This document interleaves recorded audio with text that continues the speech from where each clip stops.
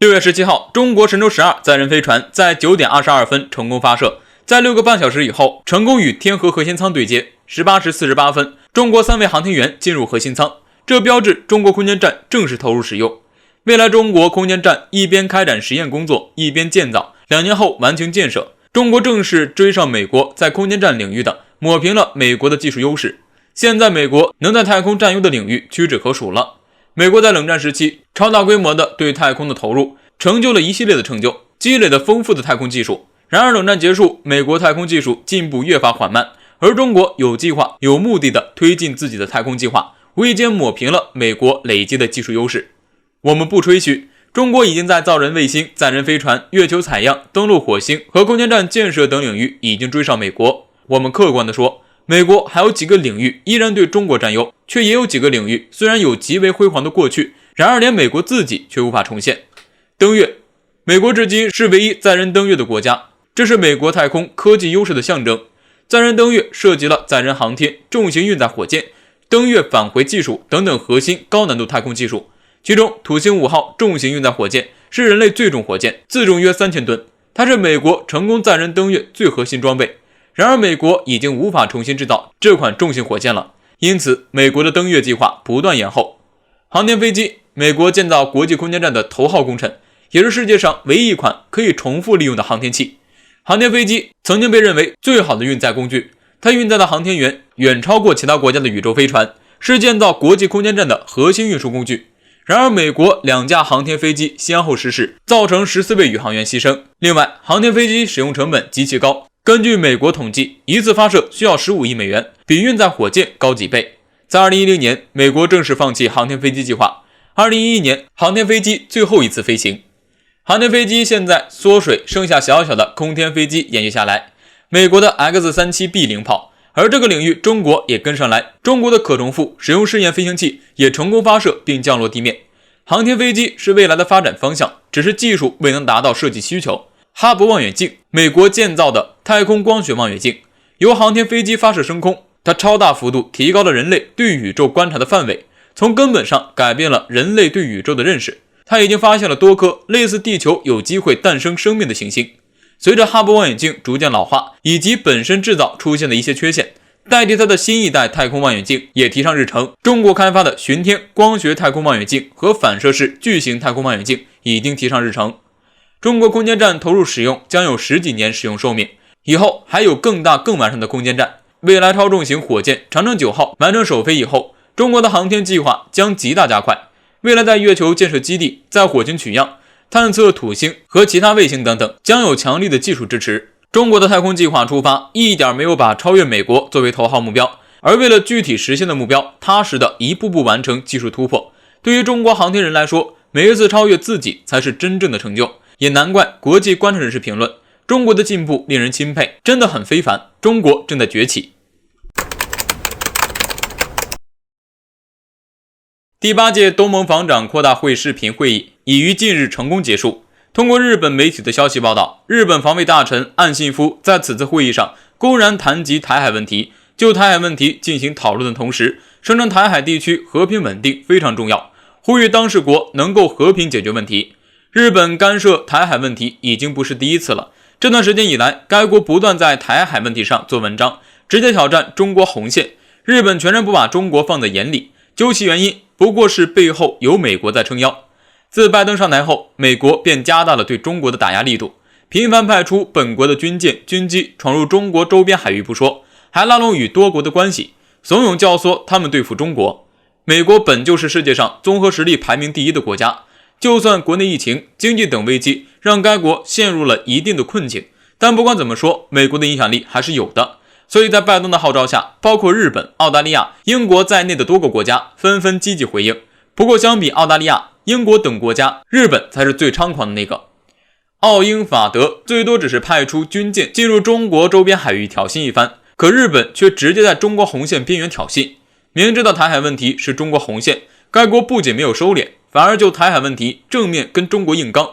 现在的日本不管是跟哪个国家进行会晤，都会在会议上提及台海问题。当然，如果说日本没有美国在背后怂恿的话，该国不可能会这么猖狂。美日勾结是肯定的。据悉，美军第7舰队司令公开指出，美国海军会在2022年底在南海增至8艘滨海战斗舰，届时美军将攻下整个南海。日本在台海问题上对付中国，美国在南海叫板中国是传统好的。该司令如此狂妄的语气，足以说明现在的美国已经开始集中精力对付中国，进行搅局破坏了。从这个角度来看，接下来美军必定还会加大在南海的角度力度，甚至还会涉及到东海、黄海。美日分别从2个方向向中国开火，显然是铁了心要站在中国的对立面。随着事态的发展，这很有可能会进一步加深对峙的紧张局面，一度上升到白热化地步。对此，国人猜测，这样一来，中国岂不是要面对2线作战的准备？关于该疑惑，就目前来看并不好说，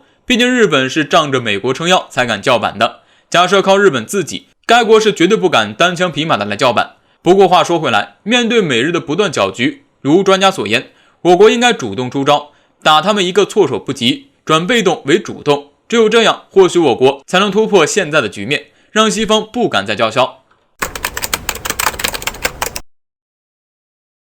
在近期台海、南海局势不断升温的背景下，美军在相关海域再次危险挑衅，美国发现什么异常？这次中国该如何做出反击？17号，据长期观察美军动向的博主军武观察哨消息指出，美国海军胜利号海洋监测船抵达西沙群岛东北部，并持续向中国海南三亚靠近。此前，南海战略态势感知曾披露，在今年2月，美军无暇号在南海侦察，并对西沙群岛东北部、南部、西部进行重点侦察。在西沙西部海域时，最近距三亚也只有200多公里，三亚附近港口的舰船都处于其政策范围内。而这个胜利号的侦察路径类似无暇号的倒推路径，所以胜利号后面很可能会通过西沙群岛和中沙群岛之间的海域，航行到西沙群岛西部和南部继续侦察。重点是，胜利号具备探测潜艇动向的能力，收集重要数据和情报，用来完善美军水面和水下作战，以及提高侦察敌方潜艇的能力。之前美媒曾报道，中国潜艇规模愈发强大，这是美军介入台海冲突一个很大的障碍。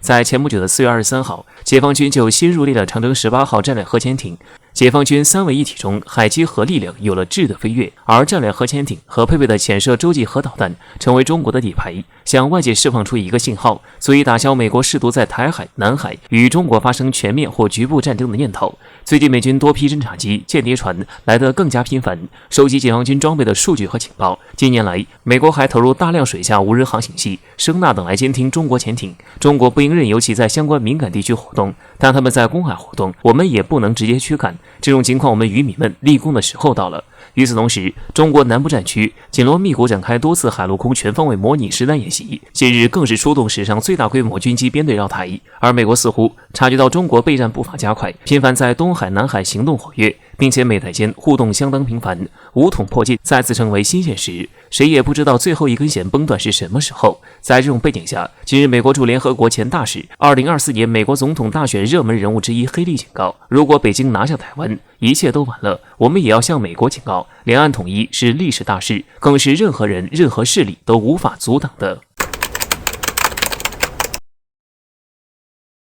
最近，在英国举办的 G7+N 峰会已经闭幕，而这个峰会的目的似乎只有一个：联合施压中国。但现实是，他们已经没有绝对实力，事情也不总是由他们说了算。近日，德国电视台报道，根据美国荣鼎集团和柏林莫卡托中国研究中心的联合报告结果发现异常，中国明显下调了对欧洲的投资。在2020年，中国对欧洲市场的投资创10年内新低。在去年，中国对欧盟和英国的直接投资约65亿欧元，比2019年相比下降45%。在2020年，尤其是流入英国的中国直接投资甚至减少了77%。报告认为，不仅是疫情影响的原因，还有中国资本外流高障碍、欧盟更严格控制等因素。2021年投资会继续下降，而且中欧关系紧张，中欧投资协定被冻结，可能会导致中国投资更低，其中英国影响最大。事实上，中国投资者比较看重投资基础设施、通信技术、电子产品，而英国跟风美国，一直鼓吹华为5G 通信技术有安全问题，5G 技术推广极慢，甚至还遭受污名化。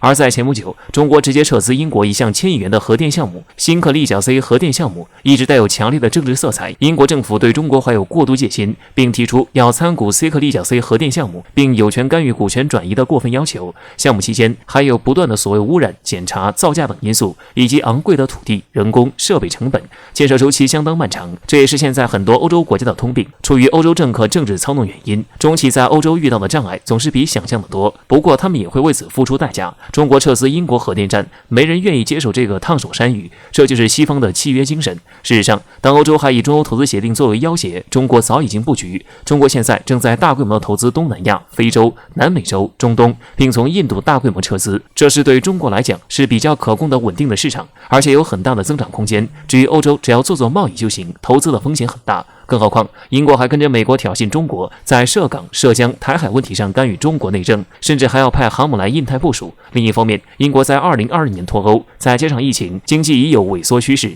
而英国脱欧以后，第一个贸易协议是与澳大利亚达成一项自由贸易协议，穿过大西洋，再跨过太平洋往返，一个自绝于欧盟，一个放弃最大贸易伙伴，两个臭味相同的家伙抱团自救，那么更应该痛打英澳落水狗。